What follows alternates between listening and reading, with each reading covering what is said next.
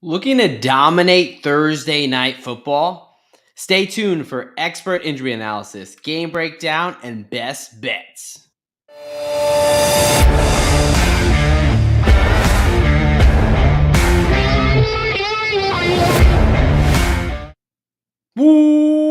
Welcome, football fans, far and wide, to another edition of IDP Plus Bets. What is up, folks? I am your host, the DGen Doc, and it's Thursday, which means we've got another banging Thursday night football game. Another fun one. We've got another divisional matchup. We've got an AFC West divisional matchup, and one that has true playoff implications. I mean, both these teams in the wild card right now need a couple more wins to really secure their spot in the playoffs. So we've got the 9-5 Denver Broncos heading to the 8-6 Los Angeles Chargers there. Both these teams a little bit of a surprise. Looks like the Broncos, based on their win total expectations, they're definitely a surprise team. And then the Chargers, there was a lot of questions about how this was going to work with Harbaugh, trading away a lot of guys, how this is going to work. So far, pretty successful 8-6. Really need to secure a playoff spot to kind of make sure he gets over that hump, and that is a true success.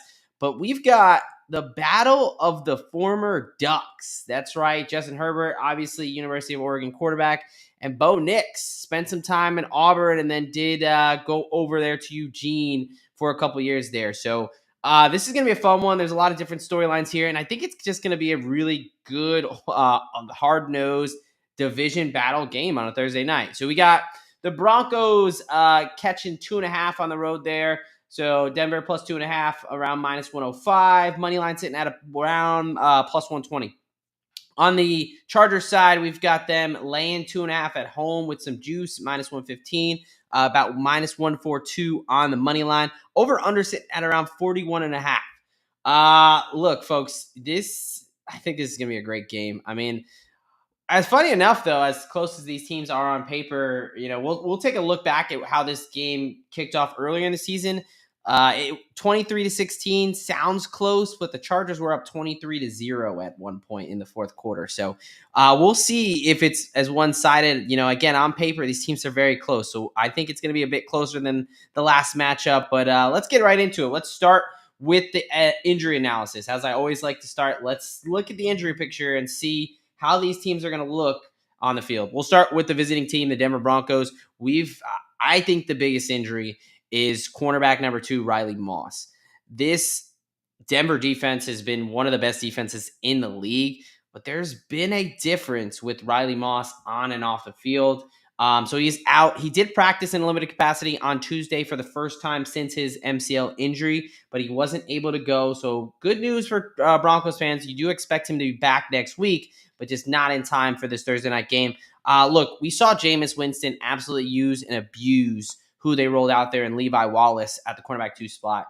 And, Jim, that game was insane, just bonkers, throwing all over, making that defense look really bad. Now, the Broncos responded by immediately benching and making Levi Wallace inactive for the next game. But I'm not convinced they solely fixed this cornerback 2 position. I think it's a little bit of they played Anthony Richardson, who's not the most accurate quarterback. So I think this is going to be very interesting going up against a much better quarterback in Justin Herbert, how that's going to play out. Also, one of their lead backs, Jaleel McLaughlin. Who knows if he's the RB1, the RB2, RB3 in this offense. Let's be honest. It just seems like Sean Payton decides someone's going to be the RB1 that night. But McLaughlin is a guy who has probably the most pop, definitely the most explosive of the guys. So, he's going to be out with a quad injury. Again, did not practice Monday, limited practice Tuesday. So hopefully a good chance he'll be back next week. But Moss and McLaughlin are going to be out for this game. Also, just want to mention Alex Singleton still, they're their leading tackle for the past several years. Their leader in the middle on defense is out with an ACL, so he won't be there because he was playing the last time these two teams played. Now, a couple guys that were on the injury report but are going to be good to go. Biggest one, Pat Surtain. Arguably the best cornerback in the league. He is going to play. He's had a full practice all week, so he's just kind of picked up a minor low ankle sprain. He's fine. And then John Franklin Myers, a guy who did not practice, to start the week, but did have a full practice to end the week. So he's off the injury report and good to go. Over on the Chargers side, a little bit more beat up here. Tight end Will Dissly is out with a shoulder injury. He has not practiced since picking up his shoulder injury a couple weeks ago against Baltimore, I believe. Also, rookie cornerback Cam Hart out with a concussion. I do want to mention that, look, Asante Samuel has been out for their starting cornerback, has been out for a long time now on the IR. But now we're getting to quarterbacks number 3 and 4 here. Obviously, you do have Christian Fulton, who's kind of been a starter the whole time. And then safety Alohi Gilman still on the IR. And this is important because safety Elijah Molden, the guy who's came in for him, is doubtful in this game with a knee injury. So that secondary is definitely having to lean on some depth there. It looks like Marcus May is gonna be getting the start there at the safety position besides Derwin James. Now, some of the guys coming questionable are a little bit more optimistic. They just activated Hayden Hurst off the IR with a hip injury. So hopefully, he's able to weather the storm a little bit from the Will Dissly injury. Obviously, Stone Smart is a guy who's kind of stepped up in that receiving hole, but I think Hurst a little bit better of a blocker, so could hoping to unlock this run game that has been really struggling since J.K. Dobbins been on the IR. Justin Herbert is going to be good to go. He did get a full practice in on Wednesday with his ankle injury. I'm sure he's still beat up a little bit, but he is going to be out there. Never really was concerning that he wasn't going to be. And then they should get a couple guys in. Denzel Perryman should be back, limited practice, and then a full practice yesterday. Zion Johnson, after no practice to start the week, a full practice on Wednesday, which is optimistic. The one guy who who's questionable, who's probably the least optimistic, is defensive tackle Ogbanya. He did not practice twice with a pelvis injury and just had a limited practice on Wednesday. So we'll see there. But those other guys in Johnson and Perryman should be good to go. All right, so that's the injury situation. Look, you got the Chargers who are a little bit more beat up, but I think, the Broncos' injuries with Moss and McLaughlin are two impact positions for them, two guys who really provide a spark. So a little bit of a wash, in my opinion, when it comes to the health situation. All right, how do I see this game going down? Well, I think, I'll get straight to it. Look, I'm on the Chargers -2.5 in this game with the juice there, -115, wherever you're getting it by the time you bet this now. But I think that the Chargers are more desperate. They really they win this game, they clinch a playoff spot. And it's not only about clinching this playoff spot, it's really in a fight. They've already beat the Broncos once, and if they beat them again, they'll obviously have the tiebreaker. And now we're talking about, when you get into the playoffs, who you're going to play. And there's a big difference between traveling to Houston to play the Texans and traveling to Buffalo or Pittsburgh or Baltimore, whoever winds up getting that 3 spot there and winning the AFC North. So I think this is a big game. Obviously, a big game for both teams, but I think at home they get a little bit more juice, especially after getting embarrassed the week before against Tampa Bay. I think they right the ship a little bit. Meanwhile, the Broncos, they were very fortunate to get that win against the Indianapolis Colts last week. Look, Jonathan Taylor, we all saw him just decide to drop the football right at the goal line. I'm very sorry if you were one of those casualties, whether in fantasy or a parlay, that Jonathan Taylor touchdown really burned you. That's just brutal. But Bo Nix only had like 130 yards in through the air, and he had 3 interceptions. This wasn't a particularly clean game from the Denver Broncos. I think it was more of just the Indianapolis Colts kind of pissing down their leg a little bit. So I do like the Chargers in this game. And where I think they're going to be able to have this matchup is, I think Herbert's going to be able to throw on this defense. He went for 237 yards the last time they played. And I like his over 233.5 passing yards. Again, Riley Moss being out is huge. I don't think that can be understated. I understand that maybe they kind of righted the ship last week. Again, I attribute that more to the lack of passing ability from Anthony Richardson.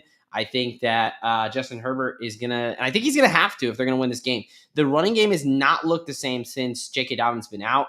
Denver, they're pretty good against the run, giving up less than 100 yards, giving up only 3.9 yards a carry. The Chargers, although they started the year very run heavy, I think once J.K. went out, they realized they're going to have to lean on Herbert a little bit. So I think by volume and by a matchup, I think I like Herbert there. Look, both these defenses are good defenses. Both only giving up about 17.5 points a game. I think this is going to be a bit of an ugly slugfest. I can see 3-point, 4-point Chargers victory is kind of what I have in my head of how I see this going.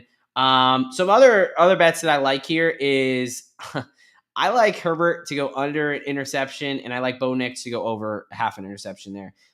Look, you're paying a little bit of juice, both of them there. Herbert under is -145.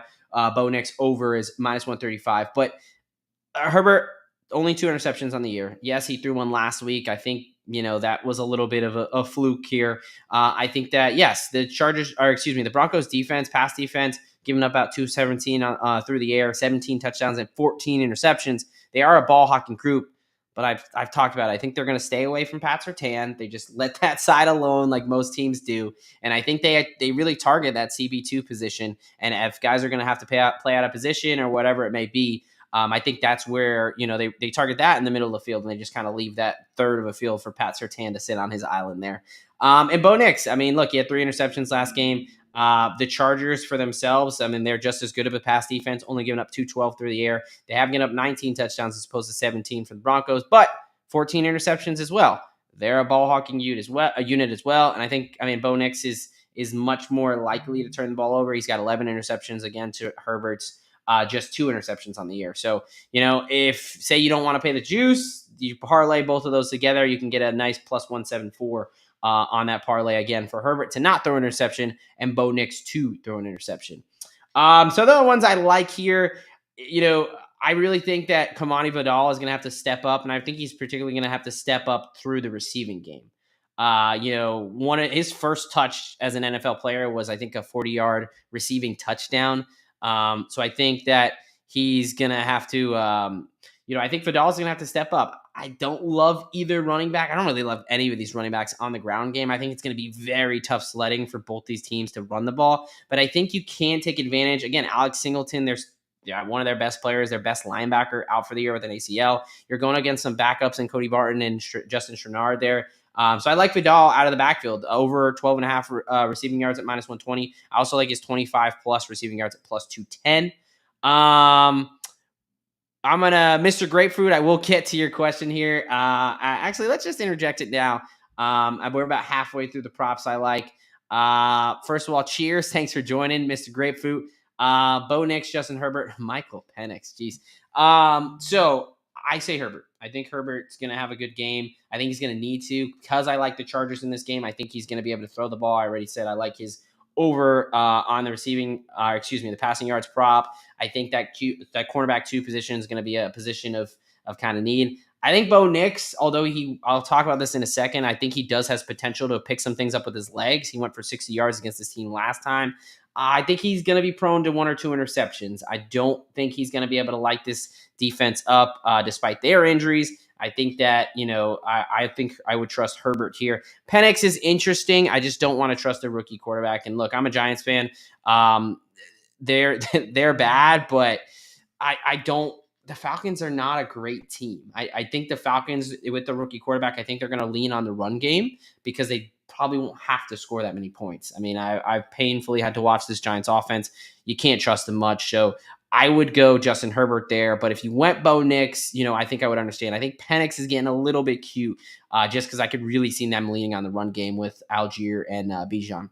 All right, getting back to this game here. I talked about Bo Nix. He had 60-plus yards against this team rushing last time they played. I like his over 22.5 rushing yards at minus 115. I think, again, the running game, the traditional run game, is going to be tough. I think it's going to be very tough sledding. No Julio McLaughlin, Javonte Williams, and Audric Estime, 2 guys who are kind of bigger bats that need a lot of volume and carries to get going. I don't think Sean Payton's going to give him the chance. I think he's going to realize, we're not going to get a lot on the ground. But Bo Nix, running has been a real threat. I know he hasn't done it a ton recently, but I think this is a de facto playoff game for these teams. I think it's a big matchup. I think it's prime time. Really like quarterbacks running in that situation. So I like Bo Nix there. And then for the Broncos, to continue with them, I do like Courtland Sutton. I think Courtland Sutton is an alpha wide receiver. We saw Mike Evans in an alpha wide receiver give this Chargers defense some issues. I mean, he had 2 touchdowns, over 100 yards. He really went off. I like Courtland Sutton 70-plus receiving yards at minus 105, and I also like his anytime touchdown at plus 160. There's another guy I like in a similar fashion, and yes, typically it would be Ladd McConkey for the Chargers offense, but no, it's Quentin Johnston. Again, I'm really highlighting that cornerback 2 position with Riley Moss being out. I think that Quentin Johnston has a chance to. I like his. Let's see. I think it's over 38.5 receiving yards at minus 120. I like his ladder opportunity. I really just took kind of two rungs at 50 plus at plus 150. He's kind of hit that a decent amount. And I think he's got a potential to really pop here at 100 plus yards at 12 to 1. Obviously, a bit of a dart throw. So, you use your units as appropriate there. But I think this is a game where Quentin Johnston could have a couple of those long catches. And I also like him to score a touchdown at plus 260. He leads the team with 8 receiving touchdowns. I mean, he's up there in the tops of the league. I think we're kind of, ingrained in our head with the drops and situation that Quentin Johnston can't get this done. But this is a new Quentin Johnston. So I like him and Sutton as kind of those receivers to really have a game here. And then the defense, I can't get out of here without talking about some defense. Look, the Denver Broncos have 49 sacks. I mean, they've created 49 sacks while only allowing 20. So they've kept Bronix healthy. But who hasn't kept him healthy is this Chargers this Chargers offensive line. They've given up 41 sacks. So I like some of these Broncos to get home. And I'm going to go in the interior. I think you have Alt and Slater on the outsides as your offensive tackles. I think that they're going to be able to hold up. But those interior offensive linemen, Zion Johnson, Pipkins, a couple of those guys, they're a bit more questionable. So Zach Allen at plus 145, over a quarter of a sack, and John Franklin Myers at plus 215. I like, Benito and Cooper coming off the edges. I think they can really force Herbert to step up, and that interior offensive line is a bit more shaky. So give me Allen and Franklin Myers there as my sacks. And then my one defensive, just straight up prop, Brandon Jones over 4.5 solo tackles at plus 130, that is. So he hit this in the last 3 out of his 4, and the last time these teams played, he had 11 solo tackles. So Brandon Jones has been a guy who's had to step up from the safety spot. They've kind of just rotated these 3 safeties in. So I do like Brandon Jones there. Yeah. And that is about it, folks. Mr. Grapefruit, I appreciate you, man. Best of luck. Best of luck to any of you guys in your second round of the fantasy football playoffs. And obviously, best of luck if you are tailing tonight on these bets. Quick recap. I like the Chargers tonight. I like Herbert to get some things done through the air. I like Nix to get some things done through the ground. I like Sutton, Kamani Vidal, Quentin Johnston, a couple sacks in Zach Allen, John Franklin Myers, and Brandon Jones solo tackles.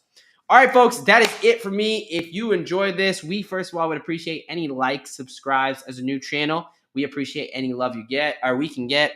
Appreciate you guys hanging out with me, allowing me to do this. Next week, of course, as always, I should be live. I know it's a little bit with the holidays, but I actually, next week might be a little bit different. I might do it on Tuesday and go over both of the Christmas games. So stay tuned there next week. I forgot with the holiday. It's going to be a little bit different. But if you want to hear more about NFL Week 16 for this week, I will be recording later tonight, as always, my 6 favorite prop bets for the week. So my best bets, might be some Saturday, mostly Sunday, maybe a couple Monday, whatever it may be. But 6 favorite offensive prop bets, all plus money. That'll be out tomorrow. So look for that tomorrow.